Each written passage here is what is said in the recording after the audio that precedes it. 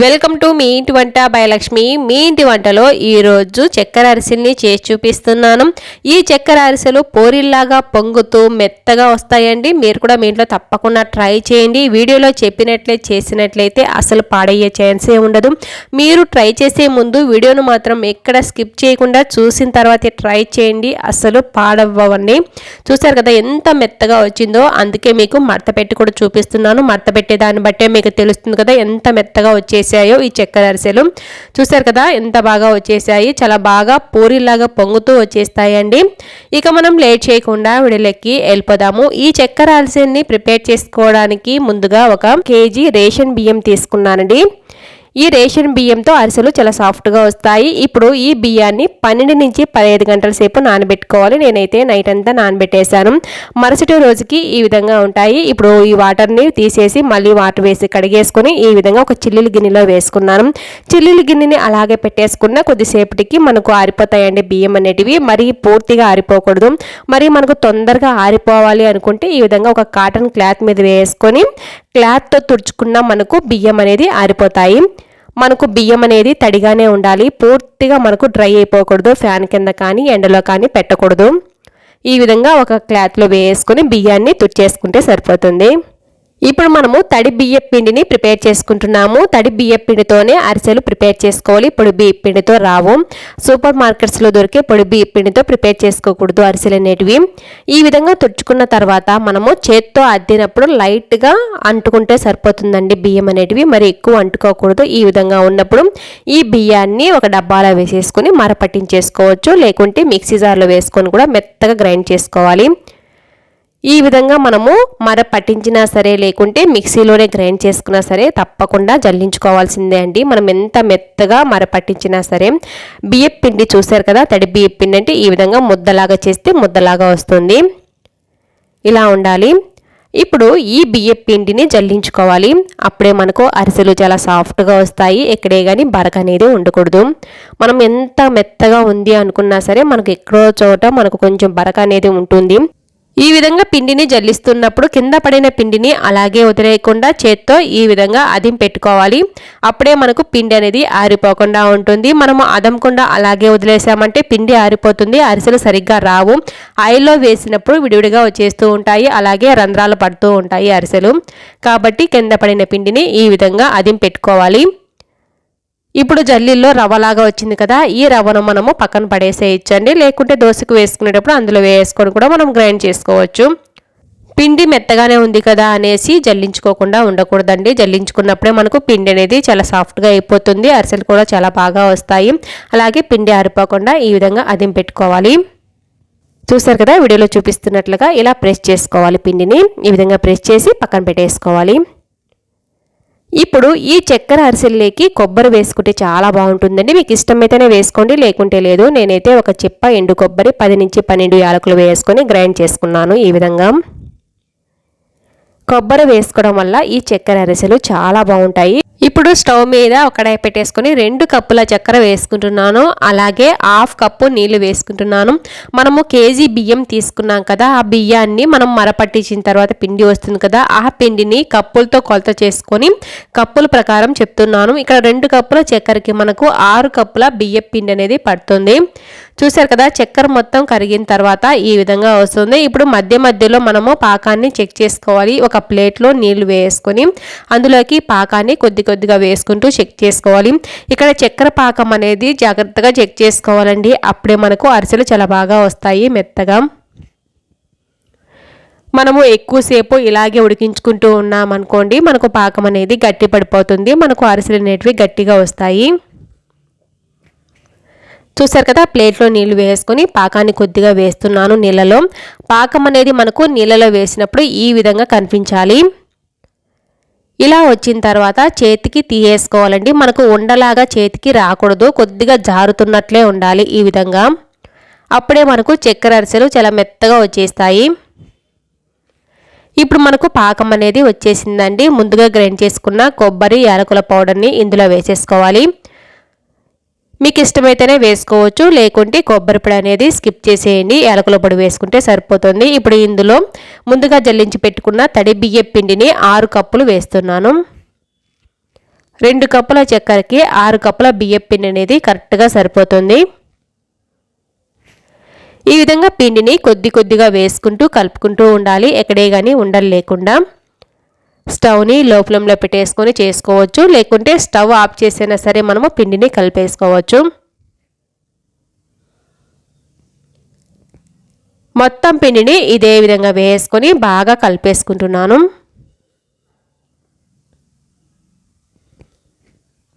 ఇలా చేశారనుకోండి మనకు అరిసెలు అనేవి చాలా మెత్తగా వచ్చేస్తాయి, గట్టిగా వచ్చే ఛాన్సే ఉండదు. మనకు గట్టిగా కావాలి అనుకుంటే గట్టి పాకం చేసుకుంటే సరిపోతుంది. మెత్తగా రావాలంటే మాత్రం వీడియోలో చూపిస్తున్నట్లుగా పాకం పట్టుకోవాలి.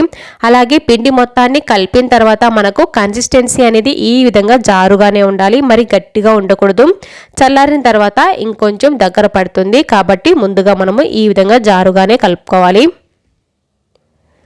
ఈ విధంగా కలిపిన తర్వాత ఇందులో మనము 1 టేబుల్ స్పూన్ వరకు నెయ్యి వేసుకోవాలి. నెయ్యి వేసుకొని మొత్తం బాగా కలిపేసుకోవాలి. మీకు ఈ నెయ్యి ఇష్టం లేదు అనుకుంటే ఆయిల్ అయినా వేసుకోవచ్చు, పిండి అనేది ఆరిపోకుండా ఉంటుంది. చూసారు కదా, ఇప్పుడు కన్సిస్టెన్సీ అనేది చూపిస్తున్నాను. ఈ విధంగా ఉండలాగా చేస్తే ఉండలాగా రావాలి. అలాగే మనకు ప్రెస్ చేస్తున్నప్పుడు చాలా ఈజీగా ప్రెస్ అవ్వాలండి, కొద్దిగా జారుగా అనిపిస్తుంది. ఇప్పుడు ఈ చలిమిడిని వేరొక కడాయిలో వేసుకొని నెయ్యి వేసి పెట్టుకున్నాను. చల్లారిన తర్వాత ఇంకొంచెం దగ్గర పడుతుంది, కన్సిస్టెన్సీ అనేది కరెక్ట్గా సరిపోతుంది. చూస్తారు కదా, చల్లారిన తర్వాత మనకి ఎంత బాగా దగ్గర పడి ఎంత బాగా ఉండలాగా వస్తుందో ఈ విధంగా ఉంటే సరిపోతుంది. ఇప్పుడు కొద్దిగా ఇలా ఉండల్లాగా చేసి ఒక ప్లేట్లో వేసేసుకుంటున్నాను, మొత్తం పిండిని కాకుండా. ఈ విధంగా మొత్తం చేసి మనము ఉండల్లాగా ప్లేట్లో వేసేసుకున్నాం అనుకోండి, పిండి అనేది ఆరిపోతూ ఉంటుంది. కాబట్టి కొద్దిగా పిండిని ఇలా ఉండల్లాగా చేసుకొని ఒక ప్లేట్లో వేసేసుకొని ఈ కడాయి పైన మూత పెట్టేసి పక్కన పెట్టేసుకోవాలి. అప్పుడే మనకు పిండి అనేది ఆరిపోకుండా చాలా బాగా వస్తాయి అరిసెలు. పిండి అనేది ఆరిపోకూడదు. ఇప్పుడు ఒక ఆయిల్ కవర్ కానీ బటర్ పేపర్ కానీ అరిటాక్ కానీ తీసుకొని ఆయిల్ రాసేసుకొని ఈ విధంగా ఒక్కొక్క పిండి ముద్దను తీసుకొని ఇలా అరిసెల్ని పల్చగా ఒత్తుకుంటున్నాను. ఎంత పల్చగా ఒత్తుకున్నా సరే అరిసెలు చాలా బాగా సాఫ్ట్గా వచ్చేస్తాయండి. తప్పకుండా ట్రై చేయండి. వీడియోలో ఎలా అయితే చెప్పానో అలాగే చేసుకున్నారంటే చాలా సింపుల్గా సాఫ్ట్గా టేస్టీగా వచ్చేస్తాయి. ఈ విధంగా ఆయిల్ కవర్లో ఎన్ని అరిసెలు అయితే స్ప్రెడ్ చేసుకోవచ్చో అన్ని అరిసెల్ని ఇలా స్ప్రెడ్ చేసుకుంటే సరిపోతుంది. ఒక్కొక్క అరిసెని వీడియోలో చూపిస్తున్నట్లుగా కవర్ని ఒక సైడ్కి తీసేసుకొని ఇలా తీసేసుకొని కాగుతున్న ఆయిల్లో వేసుకుంటే సరిపోతుంది. ఇప్పుడు స్టవ్ మీద ఒక కడాయి పెట్టేసుకొని డీప్ ఫ్రైకి సరిపడా ఆయిల్ వేసుకొని ఆయిల్ వేడిందా లేదని కొంచెం పిండి వేసిన వెంటనే పైకి రావాలి. అప్పుడే ఆయిల్ వేడి అనేది కరెక్ట్గా ఉన్నట్టు. ఇప్పుడు ఒక్కొక్క అరిసెల్ని ఆయిల్లో వేసేసుకొని ఒక అరిసె పైకి తేలిన తర్వాతనే మరో అరిసె వేసుకోవాలి. ఒక అరిసె తేలక ముందే మరొక అరిసె వేసుకున్నాం అనుకోండి ఒకదానికొకటి అంటుకుపోతూ ఉంటాయి. కాబట్టి ఒకటి తేలిన తర్వాతనే మరొక అరిసె వేసుకోవాలి. చూసారు కదా అరిసెలు ఎంత బాగా పొంగుతున్నాయో. అరిసెలు ఆయిల్ని చాలా ఎక్కువగా పీల్చుకుంటాయి, కాబట్టి అలాగే పక్క తీసి వేసుకోకుండా ఎక్స్ట్రా ఆయిల్ని వీడియోలో చూపిస్తున్నట్లుగా అట్లకాడ సహాయంతో ఇలా ప్రెస్ చేసుకుంటే సరిపోతుంది. ఈ విధంగా ప్రెస్ చేయడం కష్టంగా ఉంది అనుకున్నట్టయితే వేరొక చిల్లులు గిన్నె తీసుకొని అందులో వేసేసుకోవడం, పొడవాటి చెంబుతో కానీ పొడవాటి డబ్బా సహాయంతో కూడా ఎక్స్ట్రా ఆయిల్ని ప్రెస్ చేసుకోవచ్చు. ఎక్స్ట్రా ఆయిల్ మొత్తం కిందికి వచ్చేస్తుంది. లేకుంటే అరిసెలు ఉతుకునే ప్లేట్లు కూడా ఉంటాయండి, ఒకవేళ మీ దగ్గర ఉండేటైతే అలా అయినా చేసుకోవచ్చు. ఈ అరిసెల్ని స్టవ్ని మీడియం టు హై ఫ్లేమ్కి అడ్జస్ట్ చేసుకుంటూ చేసుకోవాలి. అప్పుడే పూరిలాగా పొంగుతూ చాలా మెత్తగా వచ్చేస్తాయి అరిసెలు. వీడియోలో చెప్పినట్లే చేసినట్లయితే అచ్చం ఇలాగే వచ్చేస్తాయి. వీడియోను మాత్రం ఎక్కడ స్కిప్ చేయకుండా చూసిన తర్వాత ట్రై చేయండి, చాలా పర్ఫెక్ట్గా వచ్చేస్తాయి. నేనైతే మొత్తం అరిసెల్ని ఇదే విధంగా ప్రిపేర్ చేసుకున్నాను. చూసారు కదా ఎంత బాగా వచ్చేసాయో అరిసెలు. అంతేనండి, చాలా సింపుల్గా మనము చక్కెర అరిసెలను కూడా చాలా మెత్తగా చేసుకోవచ్చు. మీరు ట్రై చేసే ముందు వీడియోని ఎక్కడ స్కిప్ చేయకుండా చూసిన తర్వాతే ట్రై చేయండి, చాలా పర్ఫెక్ట్గా వచ్చేస్తాయి. అరిసెలు చేసేటప్పుడు కానీ చేసిన తర్వాత కానీ ఒకదాని మీద ఒకటి పెట్టుకోకుండా ఒక వెడల్పాటి పళ్ళెంలో విడివిడిగా పెట్టుకోవాలి, పక్క పక్కన వేసుకోవాలి. ఒకదాని మీద ఒకటి పెట్టేసామంటే అంటుకున్నట్లు ఉంటాయి. అలాగే పూర్తిగా చల్లారిన తర్వాతనే మనము వీటిని స్టోర్ చేసుకోవాలి. కొద్దిగా కూడా వేడిగా ఉండకూడదు. అప్పుడే అరిసెలు అనేటివి మనకు నెల రోజులైనా పాడవండి. చూసారు కదా అరిసెలు ఎంత మెత్తగా వచ్చేస్తున్నాయో చూస్తుంటేనే తెలుస్తుంది కదా, అచ్చం పూరీలు ఎలా అయితే ఉంటాయో అలాగే ఉన్నాయి కదా. ఈరోజు బెల్లం కజ్జికాయలని ఇంట్లోనే చాలా సింపుల్గా టేస్టీగా ఏ విధంగా ప్రిపేర్ చేసుకోవాలో చేసి చూపిస్తున్నాను. పై లేయర్ అనేది క్రంచీగా గుల్లగా ఏ విధంగా ప్రిపేర్ చేసుకోవాలో కూడా ఒక టిప్ అనేది చెప్తున్నాను, మిస్ అవ్వకుండా చూడండి. మీరు ట్రై చేసే ముందు మాత్రం వీడియోని ఇక్కడ స్కిప్ చేయకుండా చూసిన తర్వాతే ట్రై చేయండి, చాలా పర్ఫెక్ట్గా వచ్చేస్తాయి. ఇక మనం లేట్ చేయకుండా వీడియోలోకి వెళ్ళిపోదాము. ఈ బెల్లం కజ్జికాయలని ప్రిపేర్ చేసుకోవడానికి ముందుగా ఒక మిక్సింగ్ బౌల్ తీసుకుని 2 కప్పుల మైదా పిండి తీసుకుంటున్నాను. మైదా పిండిని జల్లించుకున్నాను ఆల్రెడీ. ఇప్పుడు ఇందులోనే 1 టేబుల్ స్పూన్ శనగపిండి వేస్తున్నాను. ఈ శనగపిండి వేసుకోవడం వల్ల పై లేయర్ అనేది చాలా గొల్లగా టేస్టీగా వస్తుంది. అలాగే 1/2 టీ స్పూన్ వరకు సాల్ట్ వేసుకున్నాను, పై లేయర్ అనేది చప్పగా లేకుండా. 1 టేబుల్ స్పూన్ ఆయిల్ వేసుకున్నాను. వేడి చేయాల్సిన అవసరం లేదు ఆయిల్ ఏమి. మొత్తం కూడా బాగా కలిసేటట్టు కలిపేసుకోవాలి. వేసుకున్న ఆయిల్ మొత్తం పిండికి పట్టే విధంగా కలుపుకోవాలి. పిండిని ఇలా ముద్దలాగా చేస్తే ముద్దలాగా రావాలి. ఇలా రాలేదనుకోండి ఇంకొద్దిగా ఆయిల్ వేసుకుంటే సరిపోతుంది. ఇప్పుడు కొద్దిగా నీళ్లు వేసుకుంటూ పిండిని గట్టిగా కలుపుకోవాలి, మరి సాఫ్ట్గా కలుపుకోకూడదు. చూసారు కదా వీడియోలో చూపిస్తున్నట్లుగా ఈ విధంగా కలుపుకోవాలి. ఈ పిండిని 15 నుంచి 20 నిమిషాలు నానబెట్టుకోవాలి. అప్పుడు పిండి అనేది మరింత సాఫ్ట్గా వస్తుంది. కాబట్టి ముందుగా గట్టిగా కలుపుకోవాలి. ముందుగానే సాఫ్ట్గా కలుపుకున్నామంటే నానిన తర్వాత మరి పల్చగా జారుగా ఉంటుంది. కాబట్టి ముందుగా ఇలా గట్టిగా కలుపుకోవాలి. ఇప్పుడు పైనుంచి కొద్దిగా ఆయిల్ వేసేసి పక్కన పెట్టేస్తున్నాను మూత పెట్టి. ఈలోపు ఒక మిక్సీ జార్ తీసుకొని ఈ కప్పుతో 2.5 కప్పుల పుట్నాల పప్పు వేస్తున్నాను. తినే శనగలు అంటారు కదా, అవి వేసేసుకొని 10 యాలకులు కూడా వేసుకున్నాను. ఇప్పుడు మరీ మెత్తగా పౌడర్ లాగా కాకుండా కొంచెం బరకగానే గ్రైండ్ చేసుకుంటే చాలా బాగుంటుంది, తినేటప్పుడు గొంతు అనేది పట్టుకోకుండా. చూసారు కదా ఈ విధంగా ఒక బౌల్లో వేసేసుకున్నాను. ఇప్పుడు కొద్దిగా పుట్నాల పప్పు పౌడర్ని మిక్సీ జార్లో వేసేసుకుంటున్నాను. 3 నుంచి 4 టేబుల్ స్పూన్ల వరకు వేసుకుంటే సరిపోతుంది. ఇప్పుడు ఇందులో 2 కప్పుల బెల్లం తురుము. ఈ బెల్లం తురుము అనేది మనము పగలగొట్టుకోవడం కంటే చాకుతో చిన్నగా కట్ చేసుకున్నామంటే మిక్సీ జార్లో వేసినప్పుడు చాలా బాగా పొడిలాడుతూ వస్తుంది. మిక్సీ జార్లో ఎక్కడే కానీ ఉండలుగా లేకుండా, మిక్సీ పట్టుకునేటట్టు లేకుండా ఇలా పుట్నాల పప్పు పౌడర్ వేసుకుని బెల్లం తురుము కొద్దిగా వేసుకుని దానిపైన 1 టేబుల్ స్పూన్ మళ్ళీ పుట్నాల పప్పు పౌడర్ వేసుకుని పైన మళ్ళీ బెల్లం పౌడర్ వేస్తున్నాను. పైనుంచి కూడా కొద్దిగా పుట్నాల పప్పు పౌడర్ వేసుకొని గ్రైండ్ చేసుకున్నామంటే ఎక్కడే కానీ ఉండలు లేకుండా వీడియోలో చూపిస్తున్నట్లుగా పొడిలాడుతూ వస్తుంది.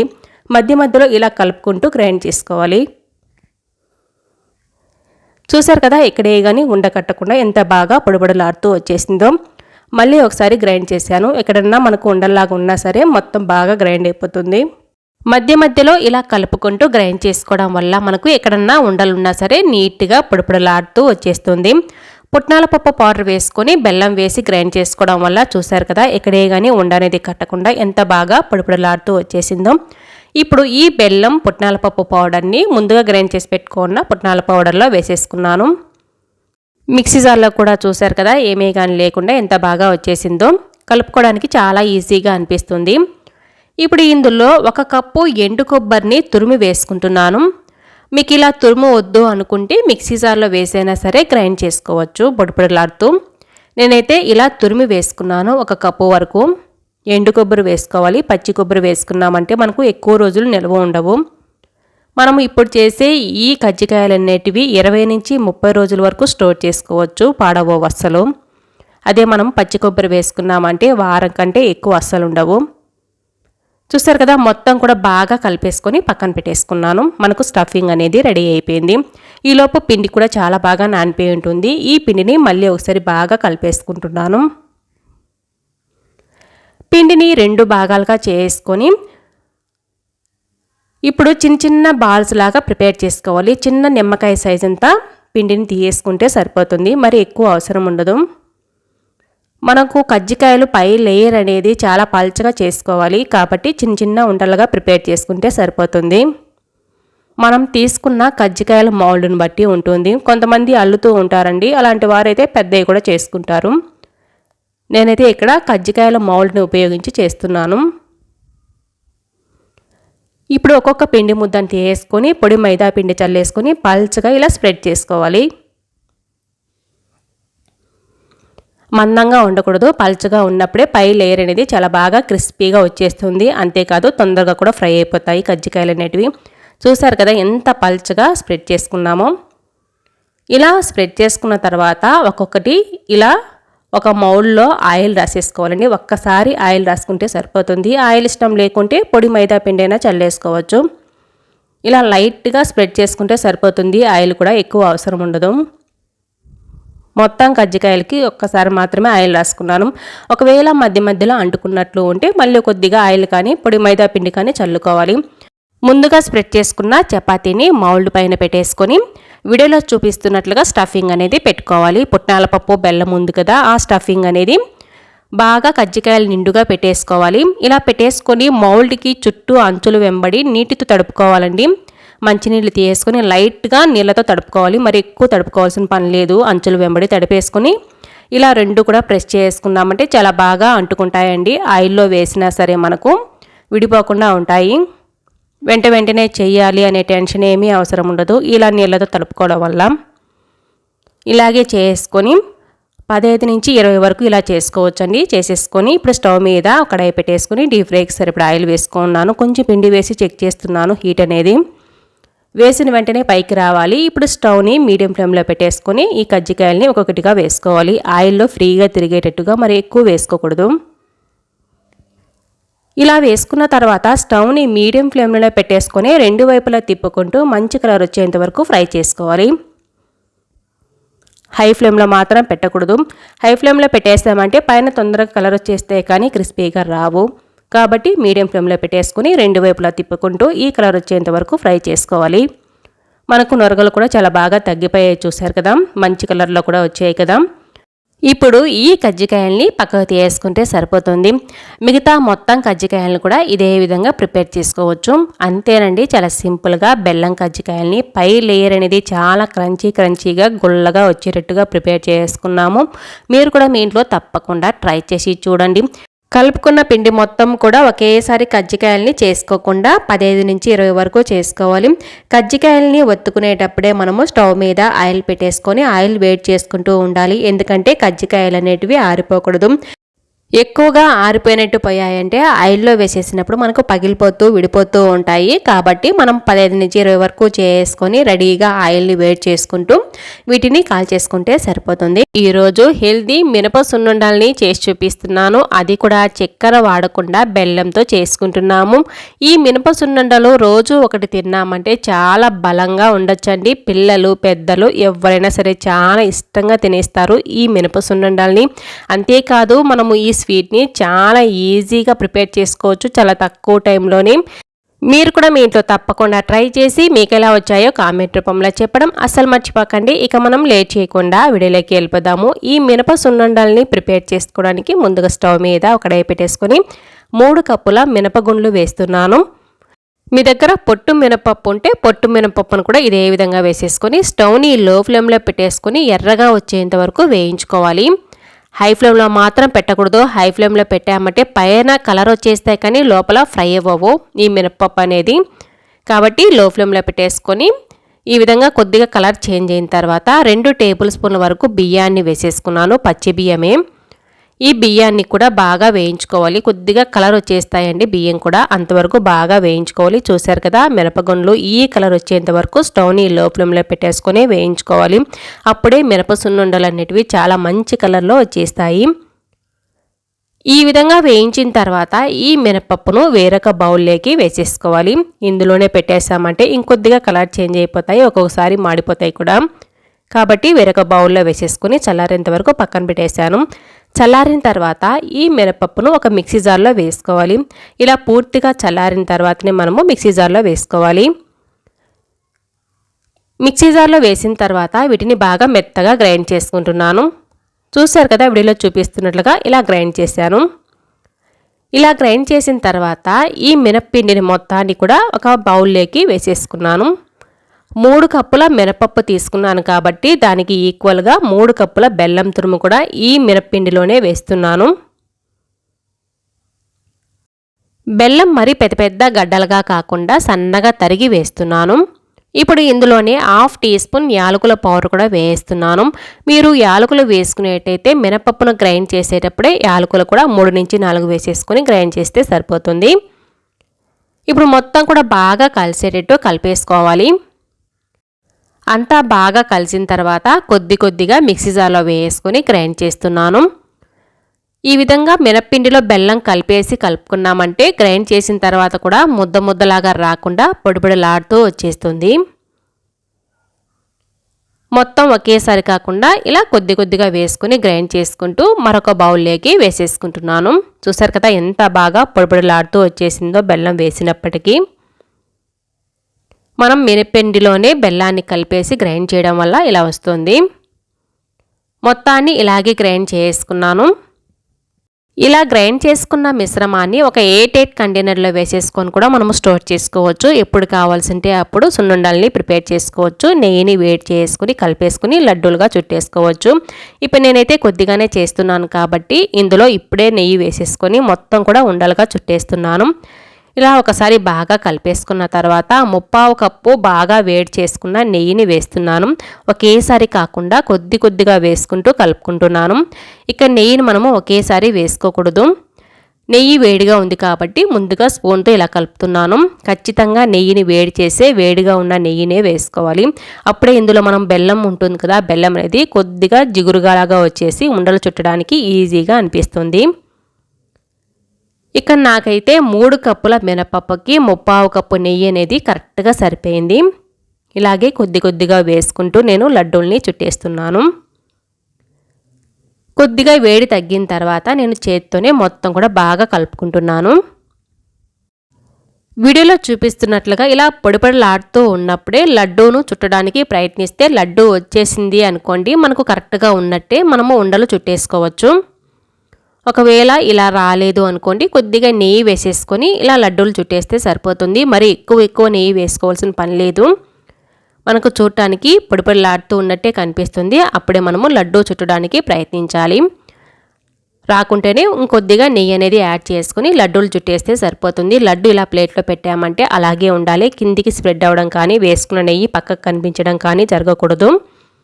ఈ టిప్స్ అన్నీ పాటిస్తూ చేశారంటే స్వీట్ షాప్లో చేసే సున్నుండల కంటే కూడా ఇంట్లో చేసుకునే సున్నుండలు ఇంకా టేస్టీగా అనిపిస్తాయి. తప్పకుండా ట్రై చేయండి.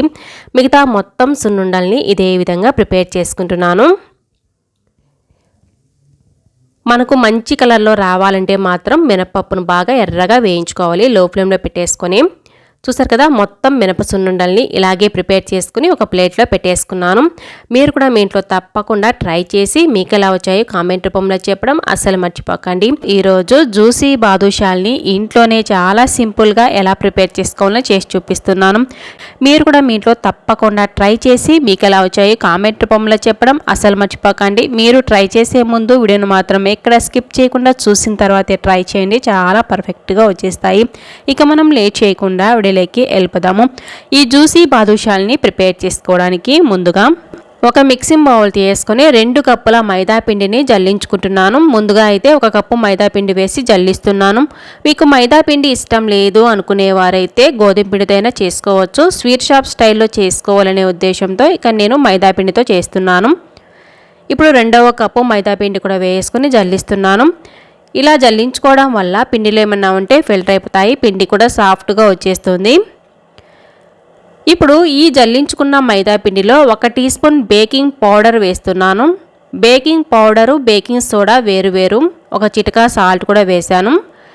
2 టేబుల్ స్పూన్ల నెయ్యి కానీ బటర్ కానీ వేసుకోవాలి. ఇక నేనైతే నెయ్యి వేసుకున్నాను. నెయ్యి వేసుకున్న తర్వాత పిండి మొత్తానికి బాగా పట్టేటట్టు కలిపేసుకోవాలి. స్వీట్ షాపుల్లో అయితే డాల్డాతో చేస్తూ ఉంటారు. డాల్డా హెల్త్కు మంచిది కాదు కాబట్టి మనము ఇంట్లో నెయ్యితో కానీ బటర్తో కానీ చేసుకోవచ్చు. కలిపేసుకున్న తర్వాత ఇలా ఉండలాగా చేస్తే ఉండలాగా రావాలి. ఇలా రాలేదు అనుకుంటే ఇంకొద్దిగా నెయ్యి కానీ బటర్ కానీ వేసుకోవాలి. ఇప్పుడు కొద్దిగా నీళ్లను చల్లుకుంటూ పిండిని ముందుగా బాగా తడుపుకోవాలి. పిండిని ఎక్కువ సాఫ్ట్గా కలుపుకోకూడదు, గట్టిగా కలుపుకోవాలి. వీడియోలో చెప్పే టిప్స్ అన్నీ ఫాలో అయ్యారంటే పాడయ్యే ఛాన్సే ఉండదు. వీడియోను మాత్రం ఎక్కడ స్కిప్ చేయకుండా చూసిన తర్వాతే ట్రై చేయండి. ఇప్పుడు కొద్దిగా నీళ్లు చల్లుకుంటూ ఇలా కలుపుకోవాలి. ఒకేసారి నీళ్లు వేసుకోకుండా కొద్ది కొద్దిగా నీళ్లు చల్లుకుంటూ పిండిని తడుపుకుంటూ ఇలా ఉండలాగా చేసుకోవాలి.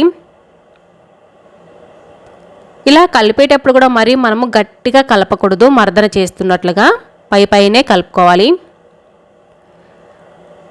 వీడియోలో చూపిస్తున్నట్లుగా ఇంత గట్టిగా ఉండాలి పిండి అనేది. పిండిని తుంచితే చూశారు కదా, వీడియోలో చూపిస్తున్నట్లుగా కనిపించాలి. ఇలా పిండి వచ్చింది అనుకోండి, బాదుషాలు పాడయ్యే ఛాన్సే ఉండదు, చాలా బాగా వచ్చేస్తాయి. ఇలా కలిపేసుకున్న తర్వాత ఇప్పుడు దీనిపైన మూత పెట్టేసుకోవాలి. మూత పెట్టేసుకొని 10 నుంచి 15 నిమిషాలు పక్కన పెట్టేసుకోవాలి. పిండి అనేది కొద్దిగా నానుతుంది. ఈలోపు మరొక కడాయి తీసుకొని ఇందులో 2 కప్పుల పంచదార వేస్తున్నాను. అలాగే 1 కప్పు నీళ్లు కూడా వేసుకుంటున్నాను. స్టవ్ని మీడియం టు హై ఫ్లేమ్కి అడ్జస్ట్ చేసుకుంటూ చక్కెర కరిగేంత వరకు ఇలా కలుపుకుంటూ ఉండాలి. ఇలా కలుపుకుంటూ ఉన్నప్పుడు చక్కెర అనేది బాగా కరిగిపోతుంది. చక్కెర కరిగిపోయిన తర్వాత ఇందులో 1/2 టీ స్పూన్ యాలకుల పౌడర్ అనేది వేస్తున్నాను. అలాగే 1 చిటికెడు కుంకుమ పువ్వు కూడా వేస్తున్నాను. కుంకుమ పువ్వు అనేది ఆప్షనల్ మాత్రమే, మీ దగ్గర ఉంటే వేసుకోవచ్చు, లేకుంటే లేదు. మొత్తం కూడా బాగా కలిసేటట్టు కలిపేసుకుంటూ పాకం మనకు ఇక్కడ హాఫ్ స్టింగ్ కన్సిస్టెన్సీ అనేది రావాలి, తీగ పాకం రావాల్సిన పని లేదు. ఇలా మరుగుతూ ఉన్నప్పుడు పాకాన్ని చెక్ చేసుకోవాలి. పాకం అనేది వీడియోలో చూపిస్తున్నట్టుగా కొద్దిగా పట్టుకున్నామంటే జిగురు జిగురుగా అనిపిస్తుంది. అలాగే ఒక తీగలాగా వచ్చి మధ్యలోకి విరిగిపోతూ ఉంటుంది. ఇలా వస్తే సరిపోతుంది, తీగ పాకం రాకూడదు. తీగ పాకం వస్తే మనకు తొందరగా గట్టిపడిపోతుంది పాకం అనేది. ఈ పాకం ఉంటే కరెక్ట్గా సరిపోతుంది. ఇప్పుడు ఈ పాకాన్ని మూత పెట్టేసి పక్కన పెట్టేసుకోవాలి. ఇప్పుడు పిండి కూడా బాగా నానిపోయి ఉంటుంది. నేనైతే 15 నిమిషాలు నాననిచ్చాను. పిండి చూశారు కదా, తుంచితే ఇలా రావాలి. బాదుషాలు చాలా పర్ఫెక్ట్గా వచ్చేస్తాయి ఇలా వచ్చేస్తే. ఇప్పుడు పిండిని మళ్ళీ బాగా కలుపుకోవాల్సిన పని లేదు. డైరెక్ట్గా కొద్ది కొద్దిగా పిండిని తీసుకొని వీడియోలో చూపిస్తున్నట్లుగా ఇలా చేసుకోవాలి. ఇలా చేసుకోవడం వల్ల బాదుషా అనేది లోపల పొరలుగా వచ్చేస్తుంది. మధ్యలో ఇలా గుంతలాగా పెట్టాలి. బాదుషాలకి మధ్యలో ఇలా గుంతలాగా ఎందుకు పెడతారో నాకు కామెంట్ సెక్షన్లో తెలియచేయండి, ఎంతమందికి తెలుసు. ఇలాగే మొత్తం బాదుషాల్ని ప్రిపేర్ చేసుకోవాలి. చూసారు కదా, పిండి నానిన తర్వాత మళ్ళీ కలుపుకోకూడదు. డైరెక్ట్గా కొద్ది కొద్దిగా పిండిని తీసుకొని వీడియోలో చూపిస్తున్నట్లుగా చేస్తే సరిపోతుంది. ఇందులోకి బాగా గాలి వెళ్ళి ఉంటుంది కదా, మళ్ళీ కలిపేసామంటే ఆ గాలి మొత్తం బయటకు వచ్చేస్తుంది. కాబట్టి అలాగే కొద్ది కొద్దిగా పిండిని తీసుకుంటూ చేసుకోవాలి. అన్నిటినీ కూడా ఇదే విధంగా ప్రిపేర్ చేసుకుంటే సరిపోతుంది. నేనైతే అన్ని బాదుషాల్ని కూడా ఇలాగే ప్రిపేర్ చేసుకున్నాను. ఇలా చేసుకున్న తర్వాత స్టవ్ మీద ఒక కడాయి పెట్టేసుకొని డీప్ ఫ్రైకి సరిపడా ఆయిల్ వేసుకున్నాను. ఆయిల్ అనేది మరి వేడి అనేది ఎక్కువ అయి ఉండకూడదు, కొద్దిగా వేడి అయి ఉంటే సరిపోతుంది. ఇప్పుడు పిండి వేసి చెక్ చేస్తున్నాను. పిండి వేసిన తర్వాత స్లోగా పైకి రావాలి, వెంటనే రాకూడదు. ఆయిల్ వేడి అనేది ఇలా ఉంటే సరిపోతుంది. చూసారు కదా, ఇక్కడ పిండి అనేది స్లోగా పైకి వస్తుంది కదా. ఇప్పుడు బాదుషాల్ని ఒక్కొక్కటిగా ఈ ఆయిల్లో వేసుకోవాలి. స్టవ్ను కూడా మనము లో ఫ్లేమ్లో పెట్టేసుకోవాలి, మీడియం కానీ హై ఫ్లేమ్లో కానీ పెట్టకూడదు. బాదుషాల్ని స్లోగా ఒక సైడ్ నుంచి ఆయిల్లో ఎన్నైతే పడితే అన్నిటినీ వేసుకోవాలి, ఫ్రీగా తిరిగేటట్టుగా. ఈ బాదుషాల్లో బేకింగ్ పౌడర్ వేసాం కాబట్టి ఇంకొద్దిగా పొంగుతాయి కూడా, కాబట్టి మనము మరీ ఎక్కువ ఇరుకిరుగ్గా వేసుకోకూడదు, ఫ్రీగా తిరిగేటట్టుగా ఆయిల్లో వేసుకోవాలి. ఇలా వేసిన తర్వాత బాదుషాలు వాటంతటా అవే పైకి తేలాలి. అప్పటి వరకు గరిట అనేది పెట్టకూడదు. చూసారు కదా, వీడియోలో చూపిస్తున్నట్లుగా ఇలా ఒక్కొక్కటి పైకి తేలుతూ వచ్చేస్తూ ఉంటాయి బాదుషాలు. అప్పటి వరకు మనము గరిట అనేది పెట్టకూడదు. ఇదంతా స్టవ్ని లో ఫ్లేమ్లోనే చేసుకోవాలి. బాదుషాలు ఎక్కువ మందంగా ఉంటాయి కదా, లోపల పిండి పిండిగా ఉంటాయండి హై ఫ్లేమ్లో పెట్టామంటే. కాబట్టి లో ఫ్లేమ్లో పెట్టేసుకొని చేసుకోవాలి. ఇలా వచ్చిన తర్వాత ఒక్కొక్కటి మరోవైపు తిప్పేసుకుంటూ వీటిని మంచి కలర్ వచ్చేంత వరకు ఫ్రై చేసుకోవాలి. ఇప్పుడు మనము లో ఫ్లేమ్లో పెట్టేసుకొని మరోవైపు తిప్పేస్తున్నాను. ఇలా కొద్దిగా కలర్ చేంజ్ అయిన తర్వాత ఇప్పుడు మీడియం ఫ్లేమ్కి పెట్టేస్తున్నాను. ఇలా స్టెప్ బై స్టెప్ చేసుకున్నామంటే బాదుషాలు లోపల పిండి పిండిగా లేకుండా చాలా బాగా వచ్చేస్తాయి. బాదుషాలు ఈ కలర్ వచ్చేంత వరకు కూడా మనము మీడియం ఫ్లేమ్లోనే ఫ్రై చేసుకోవాలి. ఇలా బాదుషాల్ని ఫ్రై చేసుకున్న తర్వాత ఇందులో నుంచి డైరెక్ట్గా వేరొక బౌల్లోకి వేసుకోకుండా డైరెక్ట్గా పాకంలో వేసుకోవాలి. ముందుగా మనము చక్కెర పాకం అనేది చేసి పెట్టుకున్నాం కదా, ఆ పాకంలో డైరెక్ట్గా వేసుకున్నామంటే బాదుషాలు పాకాన్ని చాలా బాగా పీల్చేసుకుంటాయి. అస్సలు పాడయ్యే ఛాన్సే ఉండదు. బాదుషాలు వేడివేడిగా ఉంటాయి, అలాగే పాకం గోరువెచ్చగా అయి ఉంటుంది. ఆ పాకంలో వేసేసుకున్నామంటే పాకాన్ని బాగా పీల్చుకుంటాయి బాదుషాలు. ఇప్పుడు గోరువెచ్చగా ఉన్న పాకంలో వేసేస్తున్నాను. డైరెక్ట్గా ఆయిల్ నుండి తీసేసి బాదుషాల్ని ఇలా వేసేసుకున్న తర్వాత బాదుషాల్ని వీడియోలో చూపిస్తున్నట్లుగా ఇలా కలుపుకోవాలి, రెండు వైపులా తిప్పుకుంటూ. బాదుషాలు ఇలా వేసేసిన తర్వాత 5 నిమిషాలు వదిలేస్తే సరిపోతుంది. పాకాన్ని చాలా బాగా పీల్చేసుకుంటాయి ఈ బాదుషాలు. మిగతా మొత్తం బాదుషాలను కూడా ఇదే విధంగా ప్రిపేర్ చేసుకోవాలి. చూసారు కదా, రెండు వైపులా ఇలా తిప్పుకుంటూ ఉన్నామంటే పాకాన్ని చాలా బాగా పీల్చేసుకుంటాయి. 5 నిమిషాల తర్వాత చెక్ చేస్తున్నాను.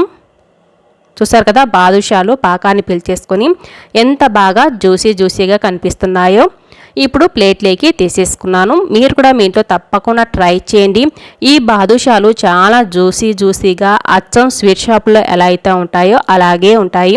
మీకు ఈ వీడియో నచ్చినట్లయితే ఒక లైక్ కూడా చేయండి. అలాగే కొత్తగా చూస్తుంటే సబ్స్క్రైబ్ చేసుకోవడం అస్సలు మర్చిపోకండి. మీ ఫ్రెండ్స్కి రిలేటివ్స్ కూడా షేర్ చేయండి. Thanks for watching.